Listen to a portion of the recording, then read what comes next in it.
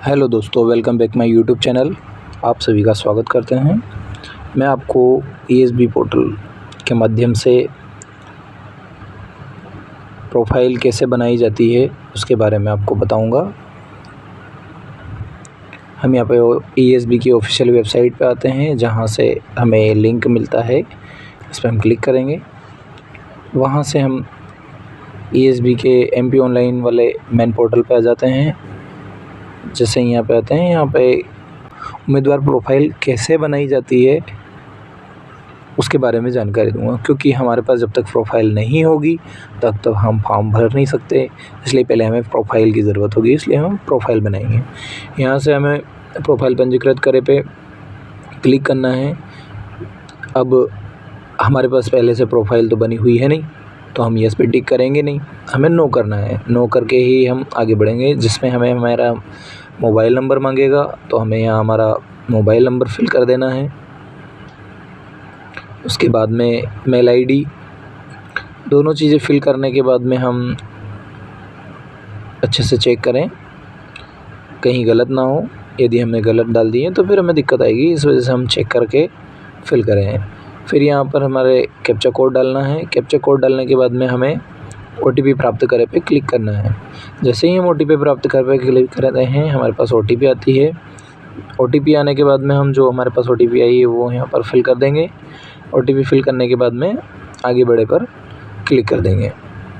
यहाँ पे हमारी जानकारी सो जाएगी। तो यहाँ पर हमें एक रजिस्ट्रेशन नंबर प्राप्त होगा। उस रजिस्ट्रेशन नंबर के लिए हमें यहाँ पर यस नो का, जैसे पहले से होगा तो या नहीं होगा तो भी यहाँ पे प्राप्त हो जाएगा। उसके बाद हमें यहाँ पे पंजीकृत करे पे क्लिक करना है।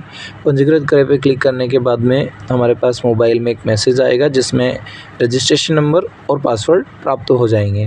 उस रजिस्ट्रेशन नंबर और पासवर्ड के थ्रू हमें वापस से मुख्य पृष्ठ पर जाना है। मुख्य पृष्ठ पर जाने के बाद में उम्मीदवार प्रोफाइल में जाके और वहाँ पर से वापस प्रोफाइल पंजीयन करे पर क्लिक करना है। प्रोफाइल पंजीयन पर क्लिक करने के बाद में हमें वहाँ पर अब जहाँ हमने पहले नो ऑप्शन का क्लिक किया था, उस नो ऑप्शन पे क्लिक ना करते हुए हमें यस पर क्लिक करना रहेगा।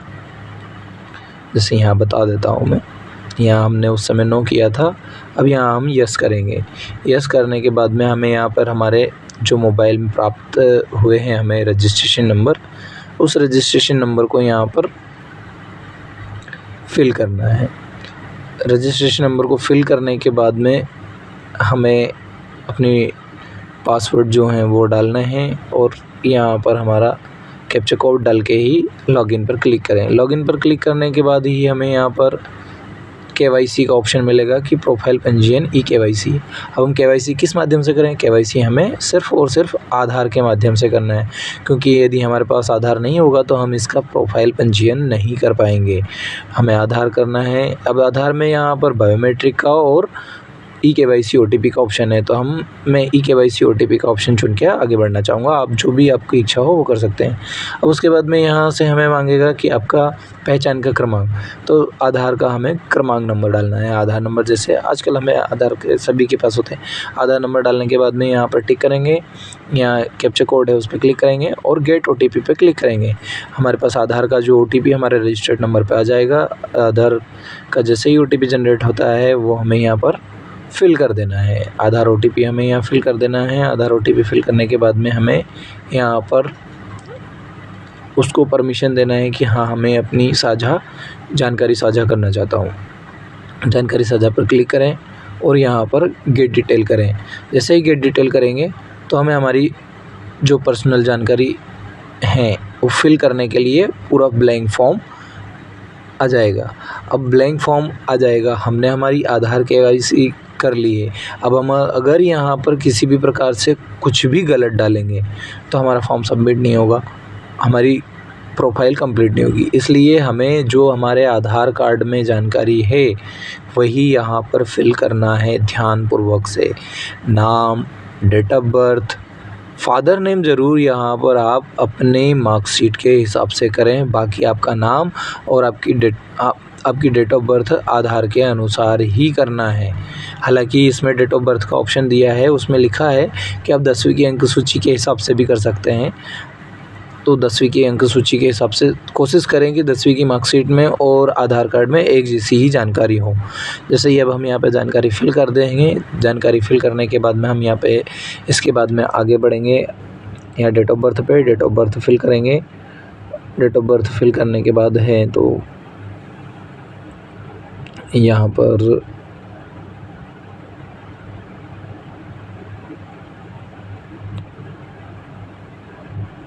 डेट ऑफ बर्थ फिल कर दी हमने। उसके बाद में हमें यहाँ पर दिया जा रहा है कि क्या आप मध्य प्रदेश के मूल निवासी हो। तो भाई मैं मध्य प्रदेश का मूल निवासी हूँ तो यहाँ कर दिया मैंने। अगर आप नहीं भी हो तो नहीं करके आगे बढ़ेंगे, मगर वहाँ पर आपका सामान्य से फॉर्म भराएगा। अब मैं यहाँ पे जो भी आपका जेंडर है वो क्लिक करें। यहाँ पर श्रेणी आपकी क्या आती है, आप जनरल में आते हो, एससी में आते हो, एसटी में आते हो या ओबीसी में आते हो, जो भी। अब यहाँ पर मैंने इधर कैटेगरी टिक कर दिया है। इसके बाद में यहाँ यदि ईडब्ल्यूएस उन लोगों के लिए जो सामान्य वर्ग के हैं, सामान्य वर्ग से हैं, उनके लिए ईडब्ल्यूएस है। ईडब्ल्यूएस होने का जो भी आपका प्रूफ आपका लगेगा उसमें अपलोड होगा। अब यहाँ पर आपकी क्वालिफ़िकेशन मांगी जाती है। क्वालिफ़िकेशन में किसी की ग्रेजुएशन है, 10 12 जो भी है आपका, यहाँ पर आपको फिल करना है। तो हमें कम से कम हमारा 12th लेवल की डिटेल तो हमें भरनी है। अब यहाँ पर निवास का स्थान क्या है आपका, ग्रामीण है, शहरी है, वो आपको देना है। अब यहाँ पर दूसरा ऑप्शन आ जाता है विकलांगता का। विकलांगता का प्रकार यहाँ पर आपको दिखाना है। यदि आप यस हैं तो यस करें, नहीं तो कोई बात नहीं है। अब मैं ये यस करने पर आपको क्या क्या ऑप्शन होंगे वो आपको बता देता हूँ। दृष्टिबाधित, लघु बहु वाला, उसके बाद में बहरे सुनने वाला, ये जो भी हैं यहाँ पर उसमें से। और दूसरा प्रश्न ये आता है कि यदि आप विकलांग हैं तो कम से कम 40% होना ही अनिवार्य है। 40% नहीं है तो आप नहीं लगाएं। उसके बाद में यहाँ पर आ जाता है वैवाहिक विवरण। वैवाहिक विवरण में आपका शादी कौन सी सन में हुई है, क्या हुआ है, यदि हुआ है तो, नहीं तो रहने दीजिए। अब यहाँ पर उसके बाद में पत्र व्यवहार का पता आ जाता है। पत्र व्यवहार के पते में आपको आपका जो आधार में एड्रेस है वो आपको पूरा फिल कर देना है। जो कि आपका परमानेंट एड्रेस है वो आपको इसमें फिल करना है। एड्रेस फिल कर देने के बाद में आपको पूरा पिन कोड वगैरह सारी चीज़ें जानकारी से सही साथ भरना है। और उसके बाद हमें यहाँ पर संलग्न दस्तावेज में यहाँ पर पूछता है कि क्या आपके शरीर पर किसी प्रकार का परमानेंट मार्क है।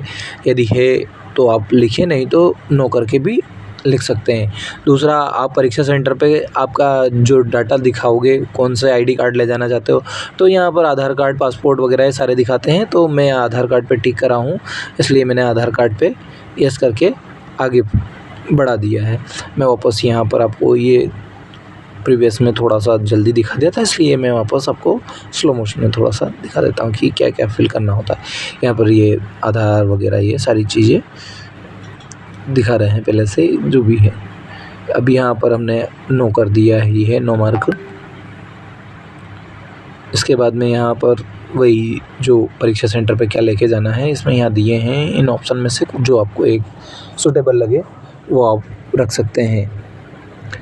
उसके बाद में हमें यहाँ पर बायोमेट्रिक से रिलेटेड कहीं प्रॉब्लम हो तो यस करना है, नहीं तो कोई प्रॉब्लम नहीं है तो नहीं करके हम आगे बढ़ेंगे। स्वघोषणा प्रमाण पत्र करके पंजीकृत करें पे हम क्लिक करेंगे तो यहाँ से हमें हमारी आगे की जानकारी प्राप्त हो जाएगी, जिसमें यहाँ पे मैंने पूर्ण रूप से उसको हाइड कर रखा है दोस्तों, इसके लिए मैं माफ़ी चाहता हूँ।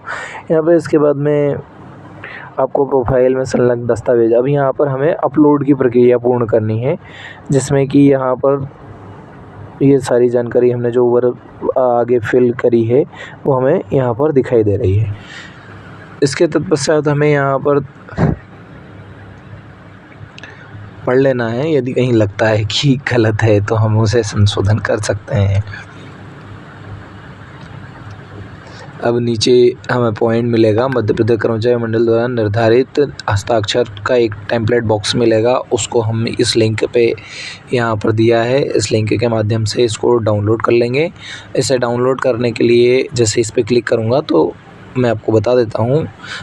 यहाँ पर इसको डाउनलोड करने के लिए क्लिक करते हैं, जिसमें ये पूरा खुल जाता है। यहाँ फ़ोटो, यहाँ पर सिग्नेचर करना है। उसके बाद में इसमें इस बॉक्स में फ़ोटो लगाना है, इस बॉक्स में सिग्नेचर लगाना है। सिग्नेचर फ़ोटो के बाद में हमें यहाँ पर हैंड रिटन लिखना होता है, जो कि ये बॉक्स में लिखा हुआ है। इंग्लिश और हिंदी दोनों में लिखा हुआ है। आपको जो अच्छा लगे, आप हिंदी में लिखना चाहते हो तो हिंदी में लिख सकते हैं, इंग्लिश में लिखना चाहते हो तो इंग्लिश में लिख सकते हो। इसके बाद में इसको फॉर्मेट को स्कैन करना है। स्कैन करने के बाद में बराबर से आपको अलग अलग चीज़ें, आपको फ़ोटो अलग कट कर लेना है। सिग्नेचर जैसे ये फॉर्मेट ये दिया है, इसमें मैंने ये फिल वाला भी आपको बता देता हूँ एक, जिसमें फ़ोटो कैसे लगाना है, सिग्नेचर कैसे करना है, ये उदाहरणार्थ, और ये आपका हैंड रिटन कैसे लिखना है, ये सारी चीज़ें मैं आपको पूरी क्लियरली बता चुका हूँ। इसमें ना कि इस तरह से फ़ोटो लगाना, ना कि इस तरह से सिग्नेचर करना है, और ना ही इस तरह से हैंड रिटन लिखना है। सारी चीज़ें बाकायदा आपको साफ़ सुथरी और अच्छे से लिखना है। ऐसे ही इसको स्कैन करने के बाद में आपको कट टू कट बाकायदा एक एक करके कट करने के बाद में यहाँ पे अपलोड कर देना है। जैसे मैंने यहाँ पे अपलोड कर दिया गया है, और उस अपलोड करने के बाद में यहाँ पे अपलोड कर देना है।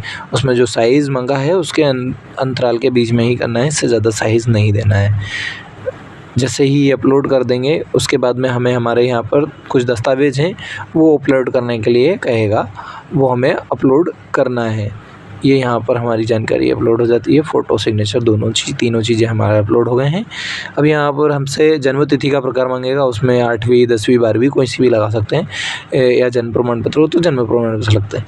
तो यहाँ से हम 10th लगाएँ, और उधर यहाँ पर हमारा जाति प्रमाण पत्र हमने कैटेगरी दिखाई दी तो जाति प्रमाण पत्र संलग्न कर दिया है। इसके बाद में यहाँ पे सबमिट कर देंगे। सबमिट करने के बाद में ही हमारा प्रोफाइल कंप्लीट हो जाता है। तो इस तरह से दोस्तों आपको प्रोफाइल सबमिट करने के लिए मैंने बता दिया प्रोफाइल कैसे बनाया जाता है। आपको हमारी वीडियो अच्छी लगे तो हमारे चैनल को सब्सक्राइब करें, और चैनल को सब्सक्राइब करने के साथ साथ बेल आइकन को ज़रूर दबाएं, और लाइक एंड कमेंट करना ना भूलें।